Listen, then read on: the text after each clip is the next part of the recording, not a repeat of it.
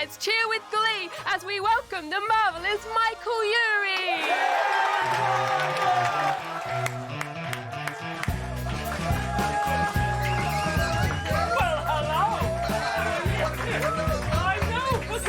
We love you. We love you, Michael Urie.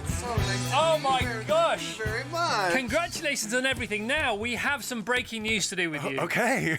Okay, Michael doesn't know about this. It's good, by the way. You're going to love it. good. Okay. This is breaking news. It's the least surprising news ever, but it has just broken now.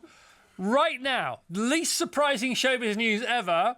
Season 4 of Shrinking has just been confirmed.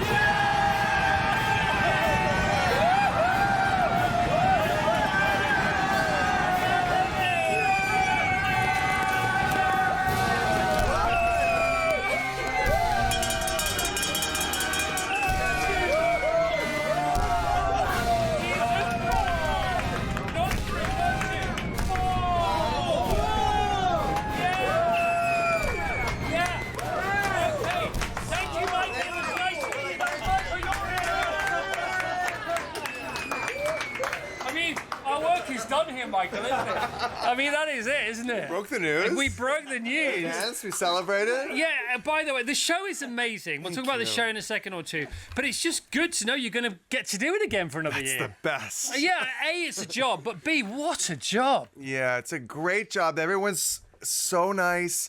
It's and the material's so good. So like we're happy when we're doing it. Yeah. We're like proud of it.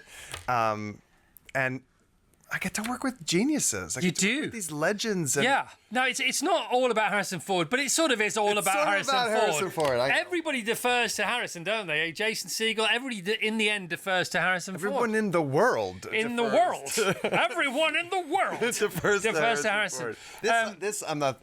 This image of me shirtless. It's. You're not happy with that? Like this is. Do I have to? Yeah, we could No, cover it's fine. it up. It's fine. Give the people what they want, but it's just. It's not what We could cover it up. Apple don't want us to cover it up. That's the thing. So if you've never seen Shrinking, boy, are you in for a treat. As I say, we'll talk about it chapter and verse in a moment or two. Let me just tell you this. And there will be questions. Don't worry. I do have questions. I've done this before. It's not my first rodeo. Episode 1, Season 3. Unbelievable. Oh. First of all, Brian, okay, Michael's character, is married, and he and his husband continue to have a baby. Yes. Continue to have with a surrogate. Yes. Funny, interesting, heartfelt, everything. Number 2, episode 1, season 3. Harrison Ford gets married. I know, unbelievable. But that's not it. Because episode 1, season 3, the greatest guest star appearance on any TV show of all time, and there are no spoilers. I'm not going to tell you who it is. Am I right or am I wrong? Oh, it is a really good guest star. You can Showstopper. tell them. I don't think we should. Okay, Purely okay. because I'm happy to tell them if you want to get it out there, but I just don't want to spoil it for people. I mean, people are going to watch anyway, and if they are going to watch, I just don't want to spoil that moment. For them. No. Because fair enough. I watched it yesterday. You didn't know. Had no, because I don't do social media. I don't do any of that stuff. So I'm sitting at Good. home. Because I'm sure it's a great way to get people to the party. Yeah, exactly. But let me tell you, if you don't know, No, that's oh not. my God, Better. you have no idea. My wife and I, we were in bits. It's kind of like it's a coup that we had this actor, and it was also in some ways inevitable because of what the show's about and the history of like the people who make the show. I don't want to say any more because I love this idea that we're going to spoil it. Yeah, I mean it's out there for lots of people, but for people who don't know, it is just watch. it is breathtaking. It's got every that there are a couple of scenes. And they've got everything. Yeah. They've got. They're so profound. Yeah. They've got pathos. It's Funny. hilarious. Yeah, hilarious. How can something be that funny and that moving at the same? But that's your show, man. Yeah, that's the best part is that we make jokes in the face of tragedy, and I mean, it's the medicine, right? It's like a spoonful of sugar thing where we're going through some really hard stuff on the show. People are having actual mental health issues and actual physical health issues, and they never lose their sense of humor. Well, and because life is lifing, isn't it? Or life is suffering. That's the thing, isn't it? I love that. Life. Yeah, because we're on live now. We're live now. We're live from the top of the tower. It's so cool, and because a lot of people are watching and have been with us over the years, and some things happen. I say, it's just lifing, and if you get up in the morning and expect that to happen, you'll have a better day than if you hope it isn't going to happen, because it will happen. Life's good and bad and everywhere in between. You talked about jokes then, right? Yeah. The thing about your shows, it doesn't have jokes. It's really funny, but they're not jokes. It's like Friends did it. How do they do that? What are we laughing at if there's not any jokes? And we never stop laughing. Yeah, it's like people that are just funny. They're trying to make each other laugh. Yeah. Like a group of friends. This is like a chosen family kind of. It's this group of people that have come together surrounding this one guy, Jimmy, played by Jason Segel. And we meet him when he's at rock bottom. His wife has died. And the group of people around him, his neighbors, his coworkers, his friends, have come together to build him back up again. Yeah. And they do it with humor. And they're always trying to make each other laugh. And so it's not jokes. It's just like funny people trying to make each other. Which is really hard to write. But when they nail it, boy, do they nail it. And your show is all over it, man. Oh, thanks. And the writing is there's such amazing And writers. the thing about Jason's character, if you've never seen it, he's a therapist. Yeah. So he should have all the tools to deal with this. Right. But of course, it's much easier to help somebody than yourself. And Harrison Ford is his boss, who's also a therapist. Harrison Ford is a brilliant therapist. And he's so wise because he's got that voice. You do a fantastic Harrison Ford impression. Yeah. Tell us a story about Harrison Ford that has him in, and then do your impression. Okay. This is good. Well, okay, so we did so, when you're working with somebody like Harrison Ford, you don't want to just talk about Star Wars because you want to be cool. Everyone wants to talk about Star Wars. Everyone wants to talk about Indiana Jones. You want to be cool. So I was like, what can I bring up when I get my moment, when I have my private moment with Harrison? What am I going to bring up? Because it's not going to be Han Solo. It's not going to be Chewbacca. So there's another. He has so many good movies. Like those are great. But he has so many other The Fugitive, Witness, Working Girl. So I was like, Working Girl's my in. Because Working Girl is huge in the queer community, of which I'm a part. And so I got a moment with him, and I wanted to talk about Mike Nichols, who directed that. And so I was like, Harrison, did you know that Working Girl is gay canon? And he was like, what do you mean? And I was like, no, the gays love it. All the gays, it's like required viewing. And he's like, oh, because of Alec. He meant Alec Baldwin. Who's in the movie. I was like, no, not because of Alec Baldwin, because of you, because you're so sweet and so hot. But then also because... Did you say that? Yeah, I was like, because you're so hot in that movie. Don't you remember that scene where he's in the fishbowl? Kind of like this. He's in a fishbowl office, and there's all these people around, and he's changing his shirt. No, I remember. I just wouldn't say it to him. Oh, he loves that. I bet he did. He loves that. Nice move. Yeah, he loves it. So, yeah, I was like, tell me everything about what it was like working with Mike Nichols and what it was like, and that's not a good enough there's not enough of him talking. You do a quiet one, don't you? You do a quiet Harrison when you went up to him for the first time and you said he's quite good at this acting thing, and yes, you're so good. You know everything. Yeah, I was after our first scene together, I was like, you're quite good at this. And what did he say? I can't remember the whole story. I thought I'd leave a bit for you. I'm sorry, I don't remember what he said. It doesn't matter. It's a better story for it. Yeah, he said something. He said something. Harrison Ford said something. Harrison Ford said something. Yeah, and the series has been confirmed for series. Harrison Ford said something. Season 4. Oh wait, can you cuss on that? Can I say a bad word? Oh, never mind. Well, you can, but I won't have a job anymore. Okay, well, I'll do it without it. He was doing that show, 1923, the Western. Yeah, great. With Helen Mirren. Yeah. And you know Helen Mirren. Yeah, Taylor Sheridan, Helen Mirren. Yeah. And they announced that they were changing. So it was originally called 1932, and then they announced that they changed the name to 1923. And I was like, Harrison, I heard that they changed the name of your new show from 1932 to 1923. Does that mean you have to be 10 years older? And he was like, oh, thanks a lot. Got so angry about it. So he was doing that whilst he was doing your show. Yeah.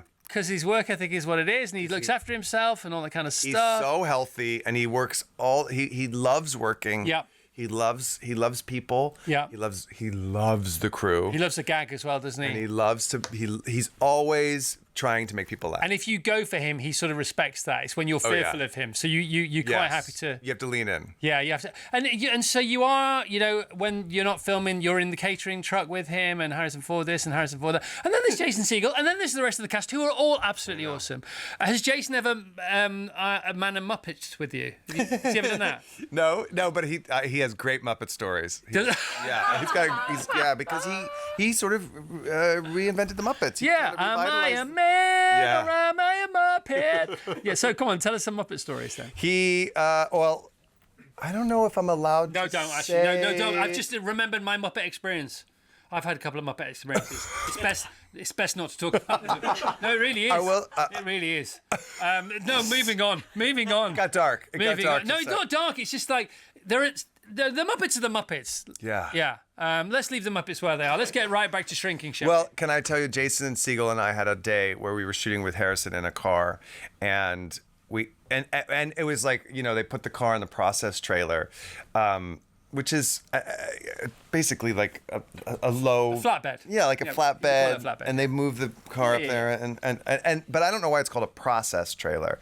And we were in the car. And what's great about being it is you're trapped. You can't, so we had him, just the three of us in this car. We were trapped. And so that's when we were really able to like start asking him questions about his life and his career and stuff. And I was like, hey, you guys are movie stars. Why do they call this a process trailer? And they didn't know. They had no idea. And I'm like, Harrison, you don't know why it's called a process trailer? And he's like, I don't know. I never thought about it.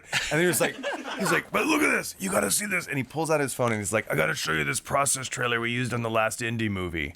And I'm like, this is exactly what I signed up for. And it was some kind of motorcycle chase. He was explaining it. And then he was like, let me find it. And he was like, how do I find pictures? And Jason's like, I think you got to go here. And he's like, oh, great. Yeah. Look at this fish I caught. And like suddenly he realized he has no idea what he's doing with his phone.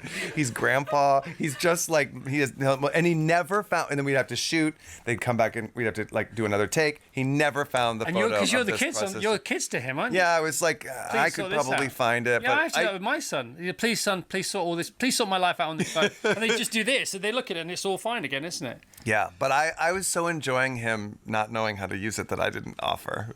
You did not. You said, oh, God, No, I like that. I just wanted naughty Michael. It was so delightful watching him like, do all the sweet old man thing. Yeah, use the force now, Harrison. Why don't you? Jeez. So this is a mega show now, isn't it? It was a hit show, now it's a mega show. Is that fair to say? I don't know. Is it? I think it is, isn't it? If you said it, and you've been in other great shows before. Ugly Betty, to name one. Loads of other shows. So successful as an actor. Congratulations on everything. Won awards for this. On his own, even though it's an ensemble piece. Do you feel a different kind of level of heat with this one? Well, what I've noticed, the big difference I've noticed with this one, because Ugly Betty was great, amazing, very special, life-changing show for me, my big break. Very much a show, at least in America. Here it seems like all kinds of people loved it, but in America it was like women and gay men loved Ugly Betty. But now the girls and the gays. The girls and the gays. Yeah. So like and I also do a lot of theater, so like that's also women and gay men in America. and so like for all of like these last 20, Ugly Betty's 20 years ago. So for these last 20 years, like I'm used to when I get approached by somebody, it's usually a woman or a gay man. And now with Shrinking, it's straight guys. It's really cool. You got me. And I'm not. Last time I looked, I'm not a girl or a gay man. But, I am so on board. I'm so glad. Well, I think part of that because we're talking about our feelings, and it's all like okay. And the show sort of says it's okay to talk about your feelings. It's important to talk about your feelings. Yeah. And I think after the pandemic, this mental health, the stigma was kind of lifted, and it's not such a taboo topic to talk about anymore. And it's gallows humor, like you said. My mum was a nurse, and this is that humor. That's the fuel that nurses and medical staff survive on. That kind of we got to make fun of this, because otherwise, what are we going to do here? Right. Exactly. Otherwise, it's grief porn all the way. It's Hamnet every week. Yeah. Do you know what I mean? I love Hamnet. We love Hamnet. Love Hamnet. I don't want it every week on Apple TV Plus. I don't need to be confirmed for its full series. That's for sure. But we were all depressed during the pandemic. I mean, when has there ever been a time when we were all depressed at the same time? Yeah. And so, in our lifetimes. In our lifetime, yes. And I think the other really special thing about the show is we've got the greatest action star of all time. Yeah. Talking about his feelings. And vulnerable. In the winter of his life, not weak, but weaker than we've seen him. He is an old man because he's 81, Harrison Ford, isn't he? And I think he's 82. 82. He's in his 80s. He's in his 9th decade. By the way, he still fit as a fiddle. He's a great exemplar for how to be. But of course, he's surrendering to it. And if you surrender to it, you will have the same kind of time you've always had if you surrender to everything all the time. Yes. You're very smart. You're a wise man. I read a lot. This is all cut and paste, believe me. None of it's my own business.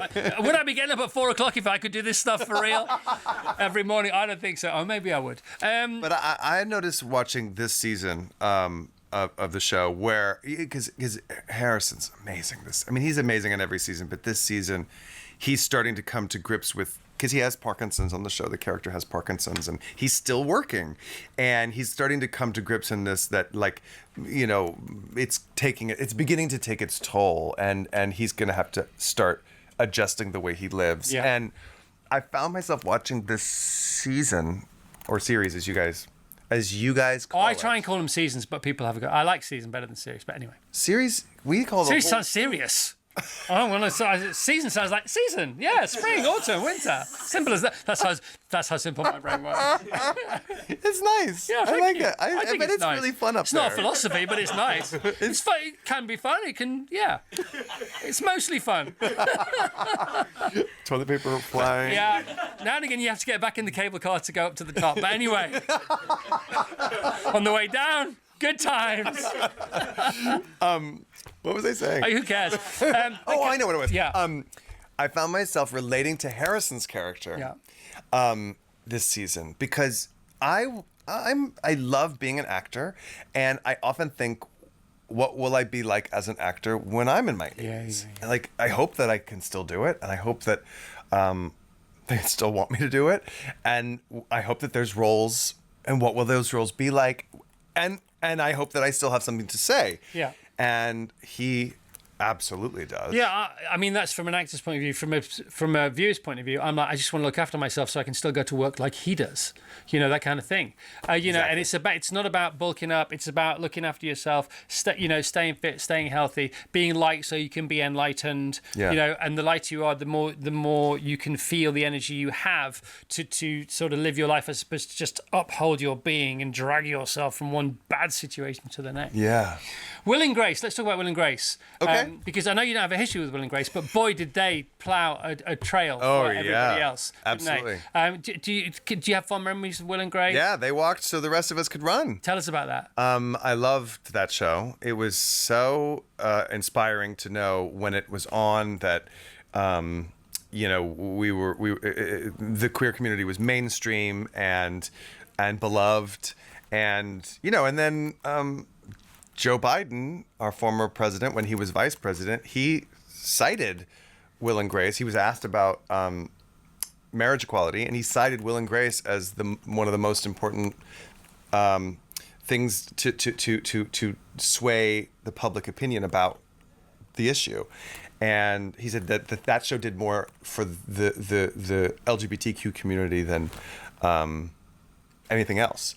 And he's right in a lot of ways, and it kind of tipped the scales for President Obama to pass marriage equality. Wow. Because I think he was going to wait. Everyone sort of thought he's going to wait until he's reelected, but that Joe Biden kind of pushed his hand a little bit, and he did it. And it was an amazing. It's so crazy. It was this amazing moment in America that feels like another time, when we had these leaders that were looking after their marginalized communities and supporting them. What a lovely way to put it. They walked so we could run. I love that phrase. Yeah. That's beautiful. And Brian and his husband, your character and his husband in this show, currently you're having a baby, as I alluded to before, with a surrogate. Yeah. How's that? Because you're going to be dad and dad, or mum and dad? Or have they had that conversation? Dad and probably. Well, gosh, did we decide? I think probably like dad and daddy, or papa and dad. Is what I would guess. But it's a real thing, isn't it? It's an ongoing thing. It's a responsible storyline. That's the whole thing about everybody's story. You can't go for the low-hanging comedy fruit, because you have to be responsible, because the show has to retain its heart. Yeah. Otherwise, it will jump the shark. Yeah. We'll have a Bobby Ewing moment. He'll wake up in the shower and nobody will watch the damn thing anymore. And you can see now, even it's, so much happens in episode 1 of season 3, which is a double-length episode. It's an hour long. And I'm thinking, there's so much happening in this. Okay, have we peaked now? Have we got, because all the stories seem to have come together. Where are we going to go from here? Because what can happen is, great sitcoms, great TV shows, they start over here, the Easter eggs are planted, then they come up here, sort of season 2, season 3, then they hit, then they explode, they erupt, and then they start to go their separate ways, and you've got like 1 or 2 more seasons in them. Right. What's your vibe there? I want to do 10 more seasons. Good, excellent. I agree. All that I said was just wrong. No, but I think you're right. You got to know when. You got to know, as Kenny Rogers says, you got to know when to hold them, and know when to fold them, know when to walk away, and then also know when to run. Yeah. I love the fact you brought Kenny Rogers into it. Have you ever answered? Please tell me you've never done that before. No, that's new. I've never. That's done that new. before. You got to do it again. No, Jimmy Fallon would kill for that. I know he watches this show all the time.